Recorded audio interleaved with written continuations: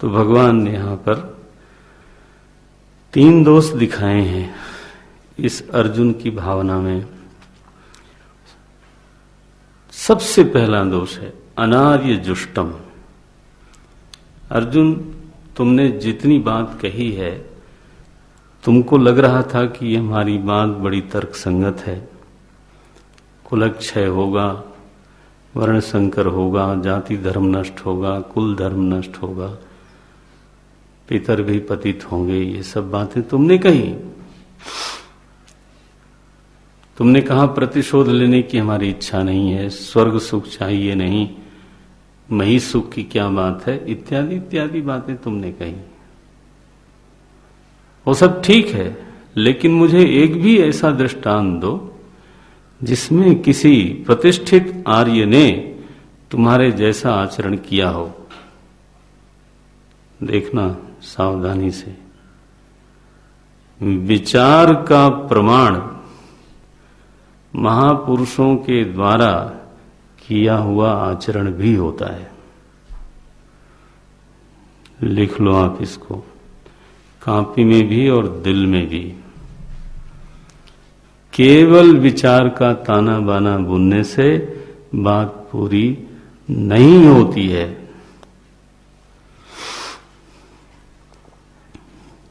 उसको प्रमाणीभूत होने के लिए उसको कोई प्रमाण के रूप में आचरण करके दिखाया हो, ऐसा कुछ हो तब तो ठीक है। आप तैत्तिरीय उपनिषद में वेद भगवान को पढ़ते हैं, वहां आचार्य ऋषि अपने शिष्य को विदा करते समय क्या बोलते हैं कि जब कभी आपको कर्म में विचिकित्सा हो, तब आप अपने आसपास उन बड़े लोगों को देखिए कि वो इस परिस्थिति में ये यथा वर्तेरन्न, वर्तेरन्न माने जैसा इस प्रसंग में वो आचरण करते हैं, तथा तत्र वर्ते था, तुम वैसा ही वर्तन करना। नचिकेता ने अपने पिता के मनोभाव पर जब आक्षेप किया, तो आक्षेप क्या था? अनुपश्य था पूर्वे प्रतिपश्य तथा परे।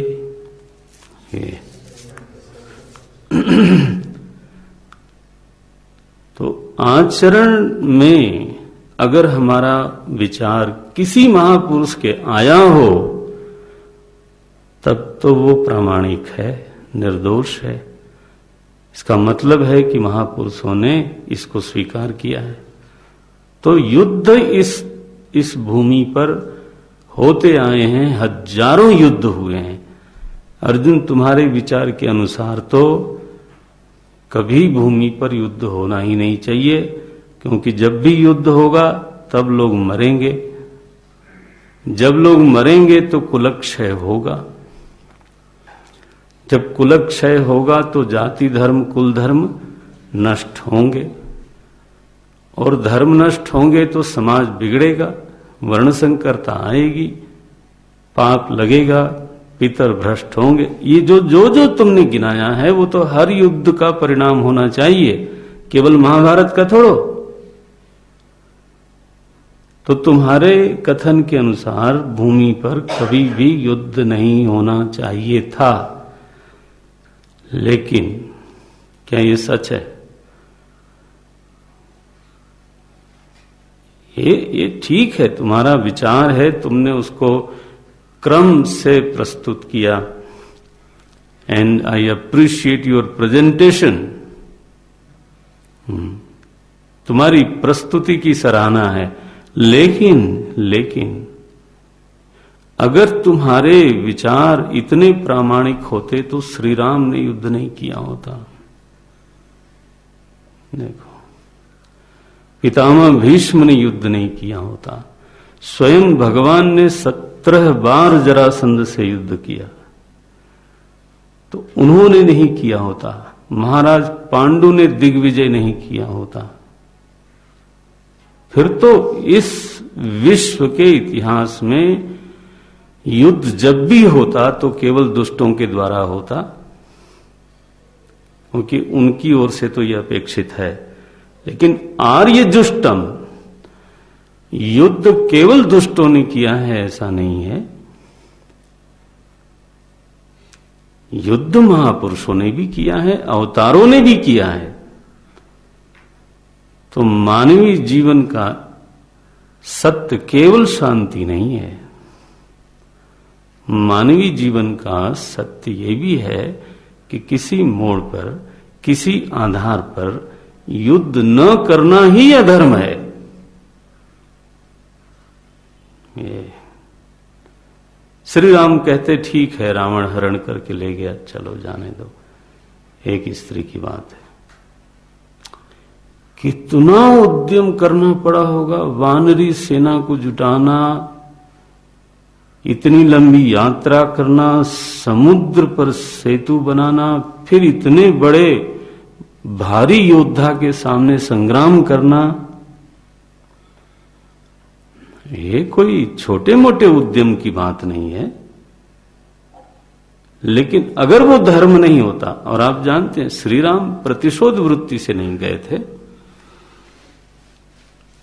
श्री राम धर्म वृत्ति से गए थे, प्रतिशोध तो उनके मन में था ही नहीं। वो तो अंगद को बोलते हैं, कहा जो हमार तासुहित होई।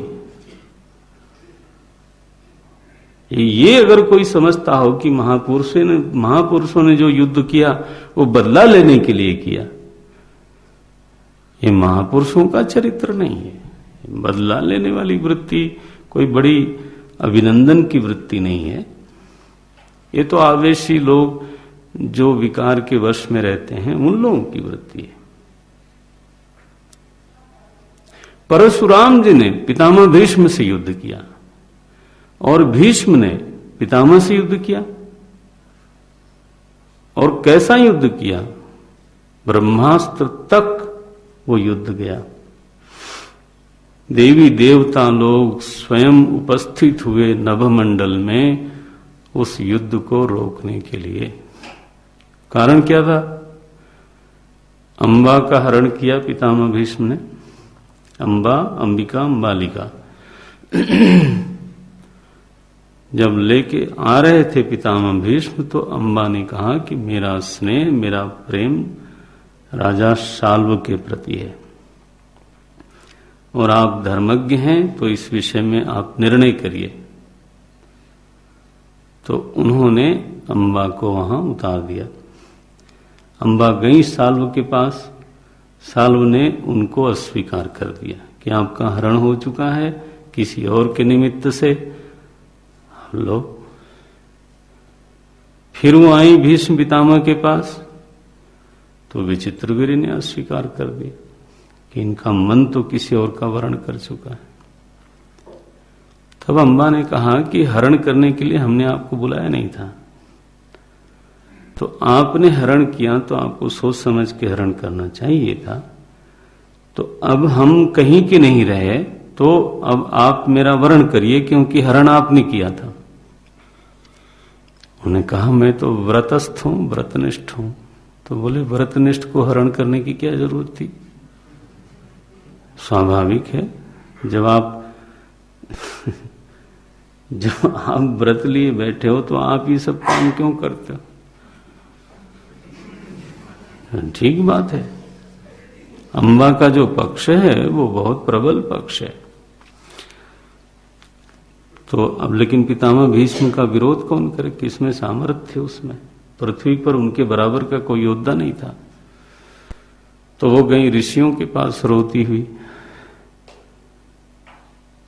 कथाएं पढ़नी चाहिए, शास्त्र सारा ही पढ़ना पड़ता है, तब चीजें जुड़ती हैं एक दूसरे से। फिर ऋषियों ने कहा कि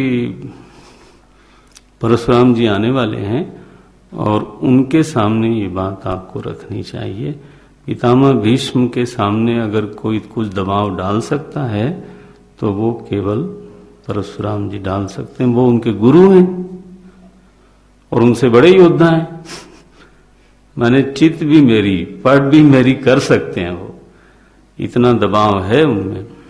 तो अंबा स्वयं गई परशुराम जी के पास परशुराम जी को इनकी सारी बात सही लगी। अब देखना युद्ध का कारण,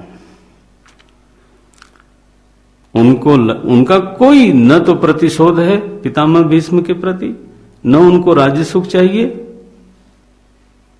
आप समझते हो, जो लोग समझते हैं कि युद्ध का कारण केवल साम्राज्य विस्तार होता है या बदला लेना होता है या कोई सुख पाना होता है, वो भारतीय चिंतन को उनको फिर से समझना पड़ेगा। परशुराम जी ने कहा तुम्हारा पक्ष सही है। युद्ध का अगर कोई सबसे न्यायोचित हेतु है तो वो है अन्याय को रोकना। वह व्यक्ति जो अन्याय कर रहा है, अन्याय की वृत्ति वाला है और अन्याय की वृत्ति उसकी प्रबल से प्रबलतर होती जा रही है, जिसकी वृद्धि से अधिक लोगों पर अन्याय बढ़ेगा ही, उस व्यक्ति के इस प्रभाव को, इस विस्तार को, उसके अन्यायी स्वभाव को दमन न किया जाए तो राजा को अधर्म होता है। क्षात्र वृत्ति समझो उसने विहित कर्म का अनुष्ठान नहीं किया। ये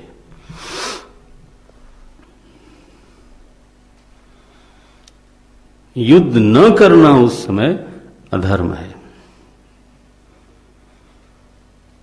तो परशुराम जी को देखो आप, अब चूंकि उनको ये, उनके विचार में ये सिद्ध हो गया कि अंबा का पक्ष सही है और पितामह भीष्म से अन्याय हुआ है,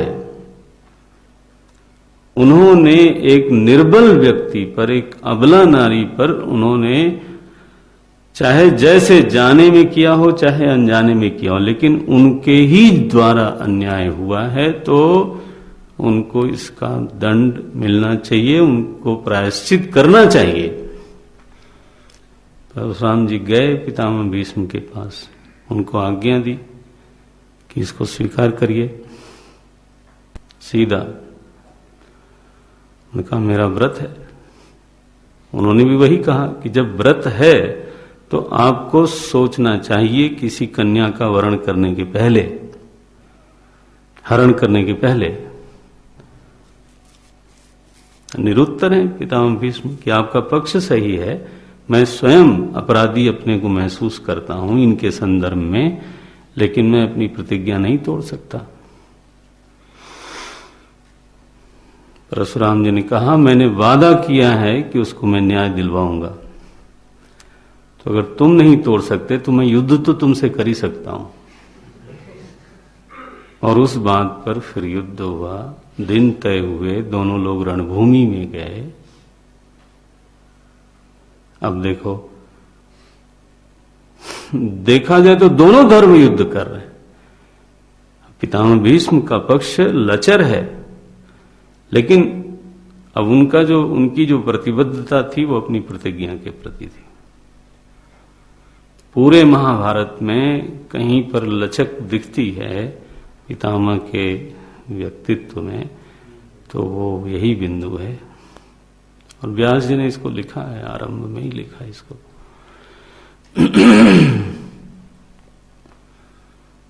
तो ब्रह्मास्त्र तक, माने साधारण अस्त्र शस्त्रों के बाद दिव्यास्त्रों की बारी आई और फिर ब्रह्मास्त्र तक युद्ध होता है। तो सारे देव लोग आए, सबने प्रार्थना की और उस दिन फिर परशुराम जी ने कहा कि अब क्षत्रिय को मैं कभी युद्ध शिक्षा नहीं दूंगा। इतना ही नहीं, अब मैं युद्ध नहीं करूंगा। और महेंद्र पर्वत पर जाते हैं वो त्याग करके। उसके बाद द्रोणाचार्य को उन्होंने शिक्षा दी क्योंकि वो ब्राह्मण थे, और इसी प्रतिज्ञा के कारण कर्ण को ब्राह्मण का वेश बनाना पड़ा। वो पितामह भीष्म का ही दोष था जिसकी वजह से ये प्रतिज्ञा आई, नहीं तो क्यों आती? आखिर पितामह भीष्म को उन्होंने ही सिखाया था। तो युद्ध ही नहीं होता ऐसा थोड़ो है। तुम तो जो विचार प्रस्तुत कर रहे हो उस विचार के प्रकाश में देखा जाए तो कभी इस भूमि पर आर्य लोगों को युद्ध नहीं करना चाहिए था। बट हम देखते ये हैं कि प्रायः सभी महापुरुषों ने युद्ध किया है। प्रहलाद ने किया, ध्रुव ने किया, पृथु ने किया, ऋषभ ने किया। एक दृष्टांत दो, आप देखते हो ये प्रत्युत्तर जब भगवान देते हैं तो भगवान देते हैं ना, कितना बल है उसमें। बोले सबसे बड़ा दोष तुम्हारे विचार में यह है कि आज तक तुम्हारे विचार के अनुसार किसी आर्य पुरुष ने आचरण नहीं किया। ये आर्य जुष्ट नहीं है, कैसा है? अनार्य जुष्टम। जुष्टम माने सेवितम।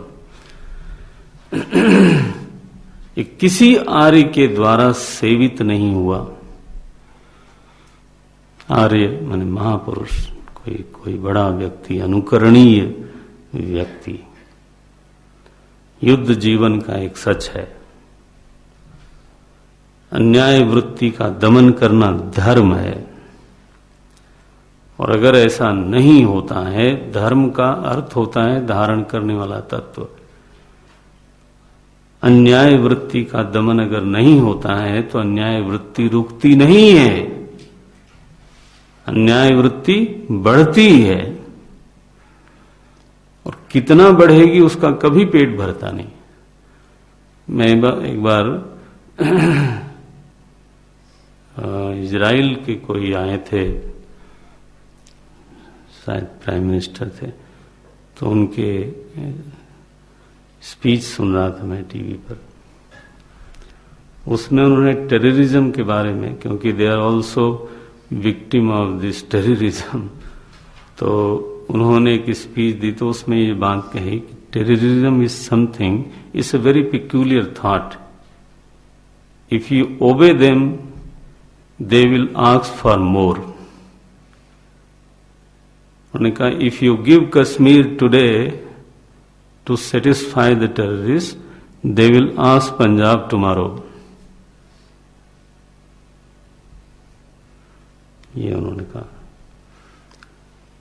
हर विचारक अपना मत रख सकता है, लेकिन उन्होंने कहा ये अन्याय के बारे में तो बिल्कुल मैं भी बोल सकता हूं कि अन्याय वृत्ति कहीं जाके रुक जाए, ऐसा नहीं होता है।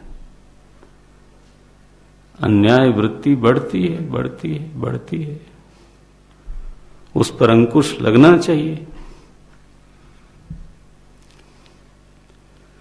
उसका दमन होना चाहिए, उसका सीमाकरण होना चाहिए। अगर इतिहास को हम सच मानते हैं तो हिटलर का साम्राज्यवाद इतना भयंकर और घृणित था।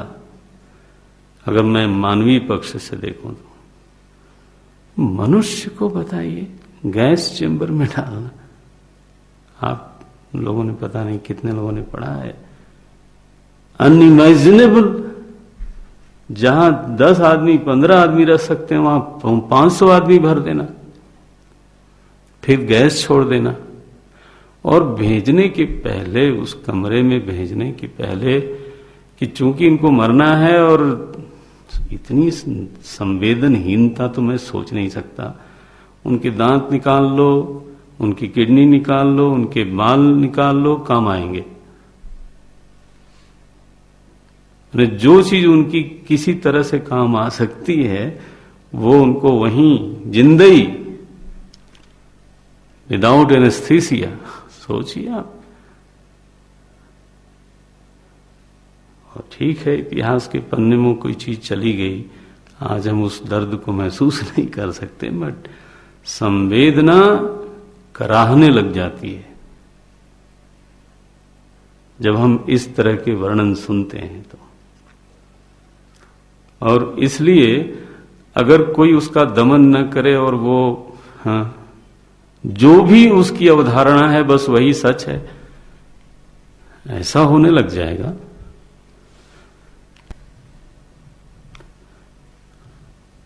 आर्यों ने कभी युद्ध नहीं किया, ये कोई इतिहास बता नहीं सकता। आर्यों को युद्ध करना उनका धर्म बनता है। आज तक यही होता आया है। और इसलिए अर्जुन, तुम्हारा जो विचार है, मैं उसको कोई बहुत प्रशंसा देने वाला हूं नहीं। मेरी जो टिप्पणी है वो ये है कि ये एक कश्मल है। नारायण, उसने कहा होगा आप मेरे विचार को कश्मल कहते हो, कारण बताओ। पहला कारण है कि किसी आर्य ने तुम्हारे विचार को आज तक स्वीकार नहीं किया। अनार्य जुष्टम, परलोक देने वाला नहीं है ये। देखो प्रमाण देखना, ये श्लोक भगवत गीता के हैं। शब्दों को तो समर्पित होकर समझने पर कुछ कुछ चीजें समझ में आती हैं। अस्वर्ग्यम, इससे कोई परलोक बनता हो किसी का, यह सिद्ध नहीं होता। तुम कह रहे थे ना कि पतंति की तरह, मैं कहता हूं पहले ही पतन है। भगवान क्या बोलते हैं? अस्वर्ग्यम। शास्त्रों में कहा क्षत्रिय रणभूमि में वीर गति को प्राप्त हो तो उसको स्वर्ग है।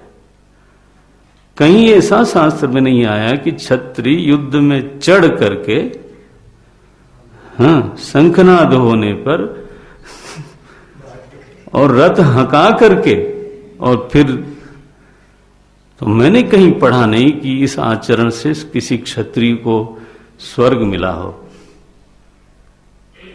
देखो, जब अर्जुन को सुनते हैं तो लगता है उसकी बात कितनी तर्कसंगत है। अब भगवान उसके 18 श्लोकों की बात को एक श्लोक में देखा जाए तो उसको पीट के रख दिया उन्होंने। बोले अनार्य जुष्टम अस्वर्ग्यम, और इस श्लोक में अकीर्तिकरम। कीर्ति भी एक चीज होती है, कीर्ति करवाई नहीं जा सकती किसी से बलात्। जनता सराहना करती है जब उसके दिल को कोई बात अच्छी लगती है, इसको बोलते हैं कीर्ति, यश।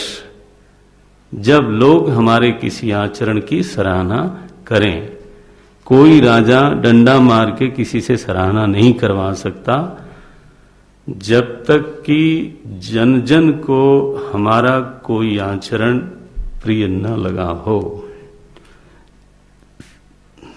सर्व सामान्य को जो प्रिय लगने वाला आचरण है वो वही आचरण होगा जो अंतर्यामी को प्रिय होगा। ध्यान रखना है इसको।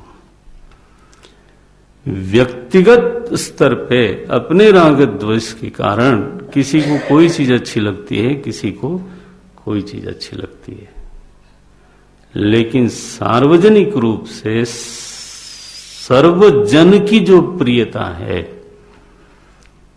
वो शाश्वत मूल्यों के प्रति ही होती है। वीर वृत्ति को चूंकि प्रभु पसंद करते हैं, इसलिए जनता भी पसंद करती है। कायर वृत्ति को चूंकि भीतर से ही हम ही खुद पसंद नहीं करते, तो सभी के भीतर बैठे हुए प्रभु भी पसंद नहीं करेंगे, कभी नहीं करेंगे। इसलिए आज तक विश्व में कायर वृत्ति का अभिनंदन कभी नहीं हुआ।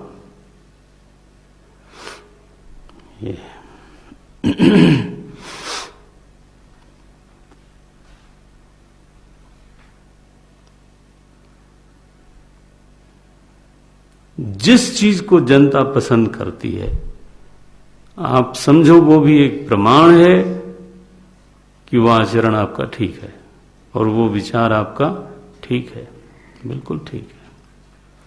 क्योंकि जन सामान्य की जो प्रतिक्रिया है, सामान्य प्रतिक्रिया, वो अंतर्यामी के इच्छा का प्रतिबिंबन करती है।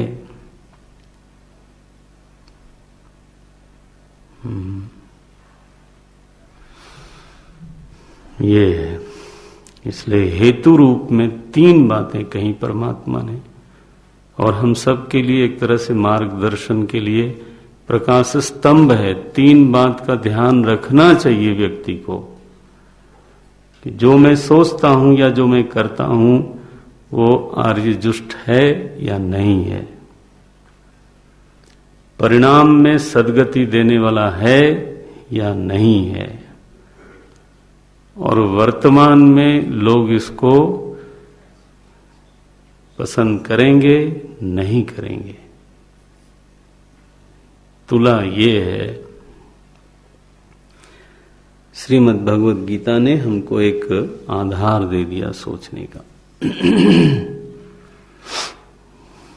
इस सोच में कमी रहे, गलती लग जाए तो जीवन ही गलत चल जाता है। आपने सुबह पढ़ा यस्त्वविज्ञानवान भवति,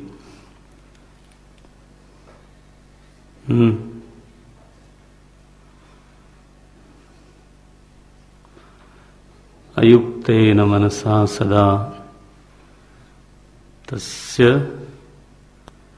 तस्यान्द्रियाण्यवस्यानि दुष्टाश्वा इव सारथे। आखिरी तो बोल ही सकते हैं। यस्तु अविज्ञानवान भवति, जिसकी बुद्धि में विचार दोष आ गया उसका रथ कहीं पहुंचता नहीं। अब आप देखो अर्जुन की बुद्धि में विचार दोष आ गया। विसृज्य ससरम चापम, इतना बड़ा महावीर, अपने आचार्य का सर्वश्रेष्ठ सबसे अधिक प्रिय शिष्य, आंखों का तारा, सर्वश्रेष्ठ धनुर्धर, विषिदंतम, अरे रामा, आकुल ईक्षणम। महावीर की आंखों में आंसू अच्छा नहीं लगता देखने में।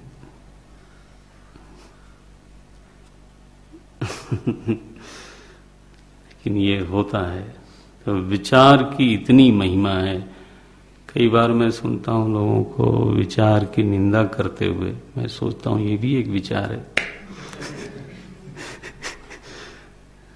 विचार की निंदा करके जाओगे किधर आप? वो तो आपके व्यक्तित्व का मूल बिंदु है। वहां तो उजाला होना चाहिए, तो प्रकाश होना चाहिए। बोलते हैं अनार्य जुष्टम अस्वर्ग्यम अकीर्तिकरम। अर्जुन, ये है तुम्हारे विचार की औकात। और मैं बोलूं तो ऐसा बोलना पड़ेगा, तन की नपुंसकता एक होती है, बुद्धि की नपुंसकता ये है। क्लैव्यम, क्लैव्यम मास्मगम पार्थ। उर्वशी ने 1 वर्ष के लिए शाप दिया था, तो ये 1 वर्ष बीत गया। मुझे ये मालूम है कि तुम हो गए थे बीच में ताली बजाने वाले। हाँ, किन्नर, उसके लिए आजकल शब्द हिंदी वाले बोलते हैं किन्नर। मैंने क्या ये नर है?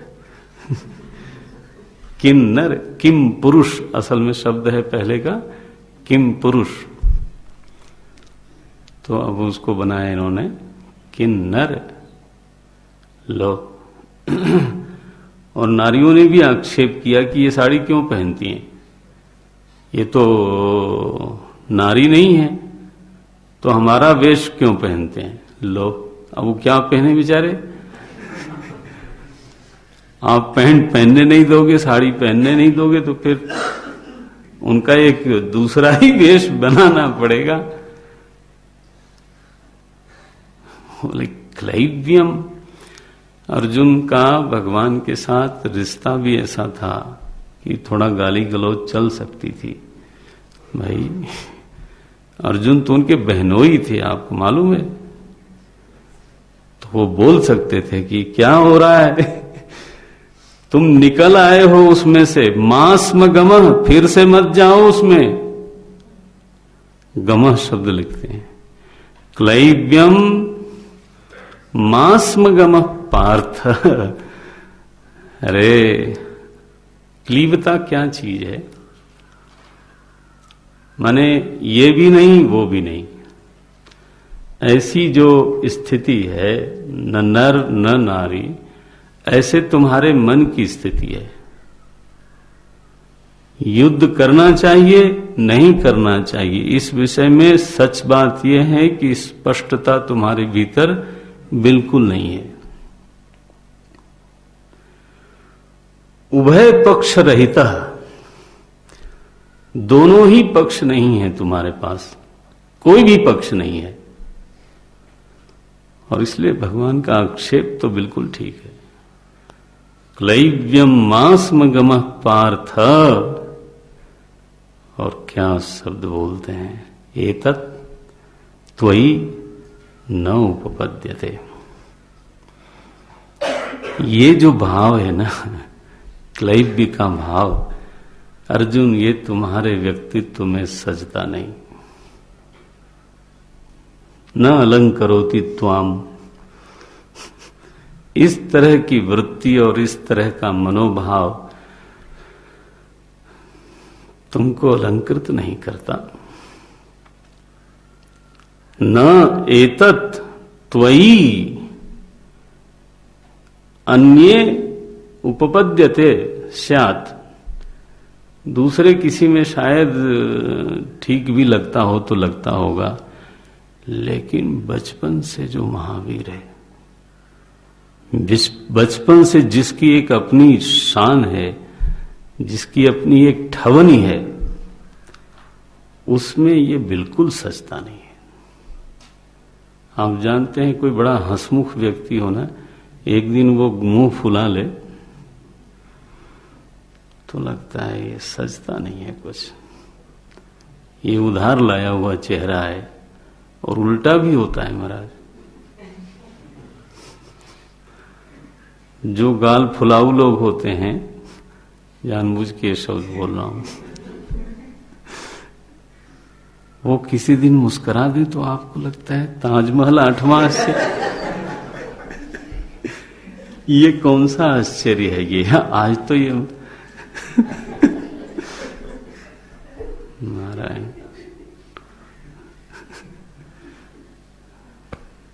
त्वयि एतत् न उपपद्यते।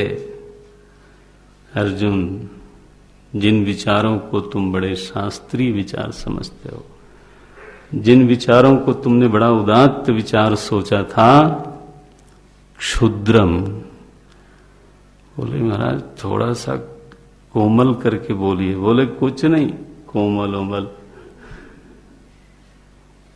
क्षुद्रम, तुम्हारी ये विचार बिल्कुल क्षुद्र हैं, तुच्छ हैं, इनमें कोई सार नहीं है। क्यों क्षुद्र बोलते हैं भगवान? भगवान बोलते हैं तो केवल डांटने के लिए नहीं, उनमें कुछ सार होगा। क्योंकि अर्जुन एक समग्रता की दृष्टि से वंचित दिखाई देता है। यह युद्ध कोई सच में प्रतिशोध लेने के लिए प्रवृत्त नहीं हुआ था, अथवा अर्जुन को राज्य दिलाने के लिए नहीं हुआ था, अथवा अर्जुन अथवा युधिष्ठिर को सुख दिलाने के लिए नहीं हुआ था। नो, ये हेतु नहीं थे, और दुर्योधन को पराजित करने के लिए नहीं हुआ था। ये युद्ध तो धर्म और अधर्म के बीच में हो रहा है। युधिष्ठिर धर्म के ध्वजाधारी हैं, इसलिए उनके पीछे भगवान है, और अर्जुन धर्म पक्ष का महानायक है, इसलिए भगवान उसका सारथी कर रहे हैं। भगवान की कोई दुश्मनी न शकुनी से, न भगवान की दुश्मनी कोई दुर्योधन से है।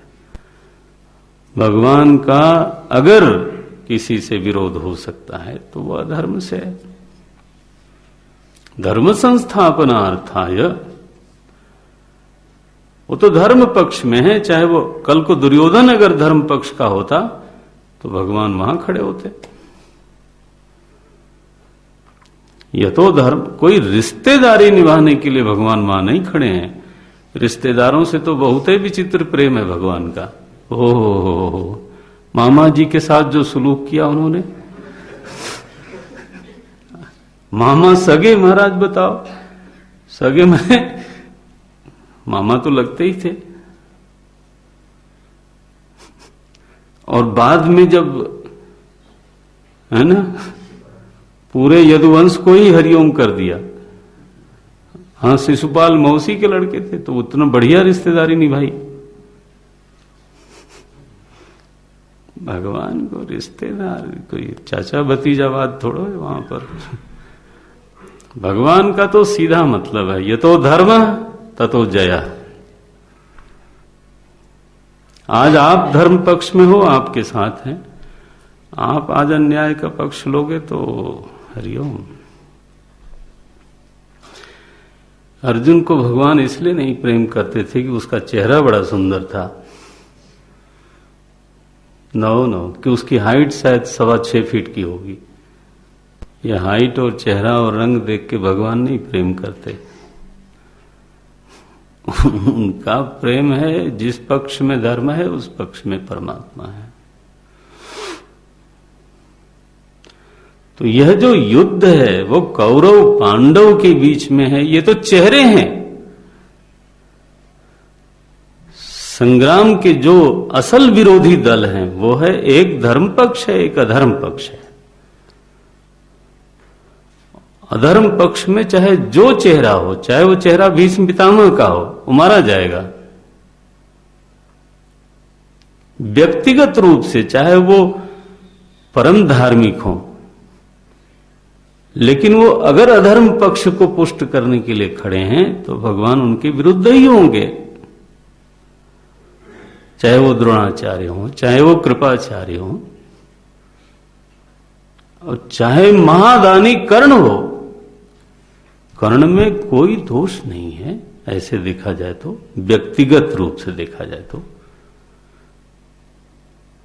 भगवान जिसका संस्कार करते हो, भगवान जिसकी सराहना करते हो, एक व्यक्ति के रूप में, व्यक्ति की प्रशंसा अलग चीज है और पक्ष कौन सा आप लेते हो वो दूसरा।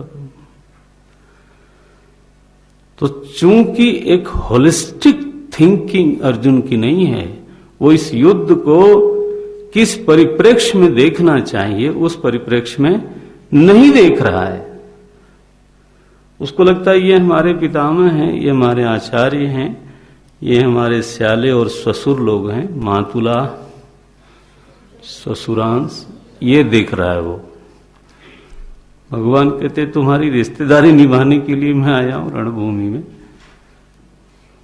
18 अक्षौड़ी सेना केवल न कौरवों की है न पांडवों की है।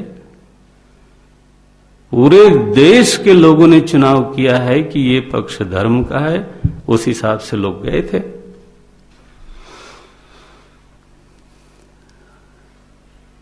तो चूंकि you are losing the sight, holistic sight, चूंकि तुम समग्र दृष्टि से वंचित हो, इसलिए मुझे कहना पड़ेगा तुम्हारे विचार क्षुद्र हैं। ये देखो, तुम इसको परिवार की लड़ाई समझते हो। दुनिया कल को ये न समझे कि महाभारत की लड़ाई एक पारिवारिक लड़ाई थी। अर्जुन ऐसा नहीं है। अगर पारिवारिक लड़ाई करनी होती तो तुम लोग लड़ लो भैया, हम लोग चलते हैं। ये दुनिया भर के क्षत्रियों को आवाहन करना ये नहीं हो सकता। इसलिए क्षुद्रम, एक एक शब्द तौल तौल के है और इतना वजन है ना कि जो पड़ता होगा तो वो जो चित्त दोष की मोटी मोटी दीवारें हैं वो करक जाती होंगी। यही तो क्षुद्रम। और बोले महाराज मेरे स्नेह को आप क्या बोलोगे, जो मैंने आचार्य के प्रति मेरे मन में कृतज्ञता की भावना है, पूज्य भाव है, द्रोण के प्रति पूज्य भाव है, उसको क्या बोलोगे? कम से कम उसको तो बोलो कि ये तुम्हारा उदात्त भाव है। बोले दुर्बलता है तुम्हारी हो। अरे बोले यही सही है। तुमको युद्ध भूमि में मामा जी और ससुर जी दिख रहे हैं, चाचा जी और भतीजे जी, और इधर पौत्र दिख रहा है, उधर भी पौत्र दिख रहा है।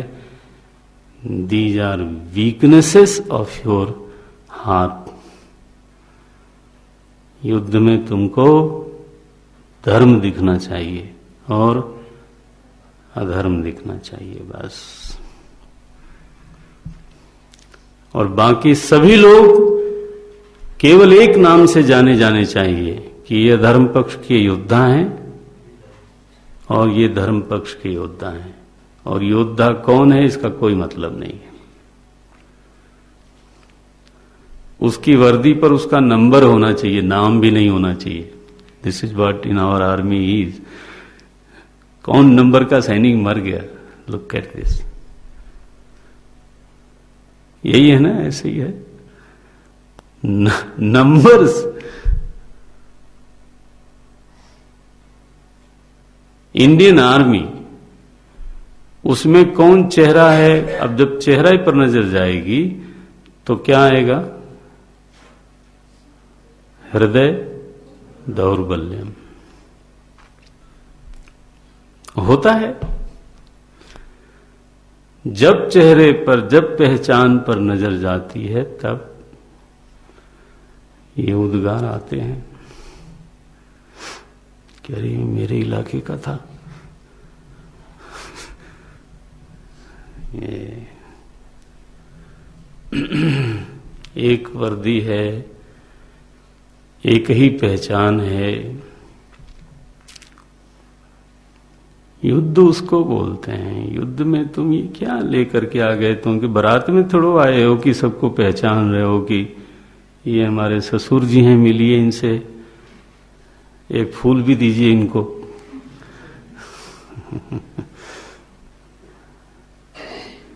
ये नहीं चलने वाला है।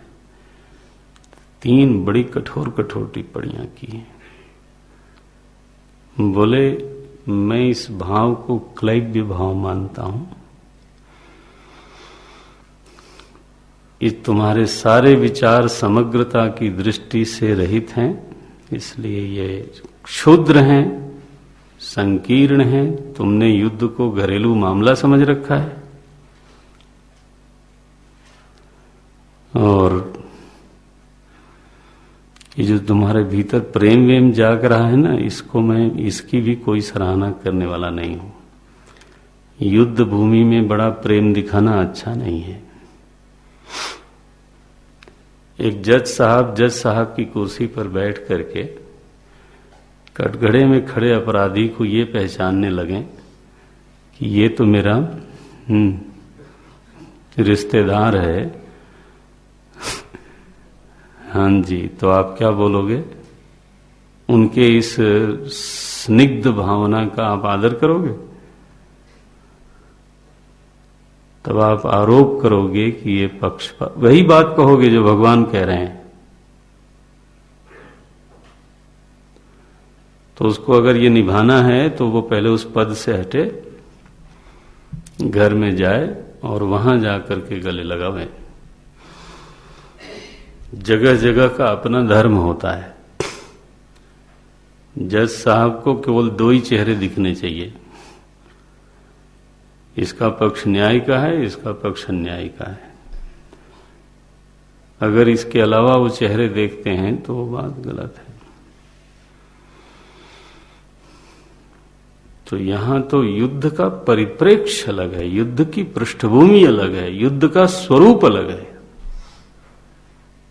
अर्जुन तुम उसको नहीं समझ पा रहे हो, इसलिए ये सब भावना है। क्षुद्रम हृदय दौर्बल्यम त्यक्त्वा, इन दोषों को फेंक दो। त्यक्त्वा उत्तिष्ठ परंतप, तुम अपने नाम को जियो, अपने नाम को सार्थक करो। तुमको ये नाम मिला, दुनिया ने ये नाम दिया तुमको, तुमने स्वयं नहीं लिया। परान तापयति न तु स्वजनान, परंतप माने क्या? परान परजनान, शत्रून तापयति इति परम तप। अर्जुन, तुम्हारे इस आचरण से तो स्वजन ही तप जाएंगे।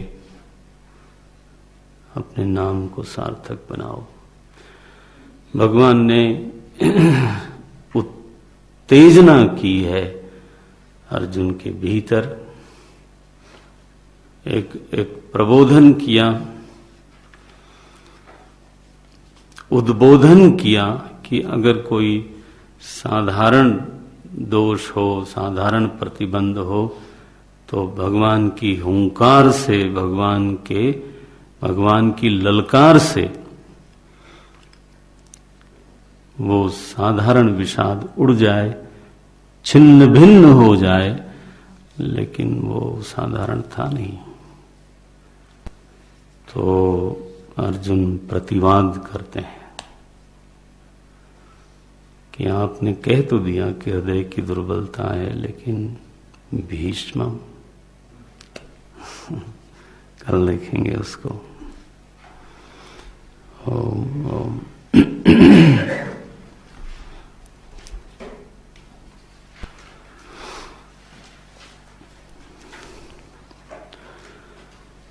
ओम पूर्णमदः पूर्णमिदं पूर्णात् पूर्णमुदच्यते पूर्णस्य पूर्णमादाय पूर्णमेवावशिष्यते।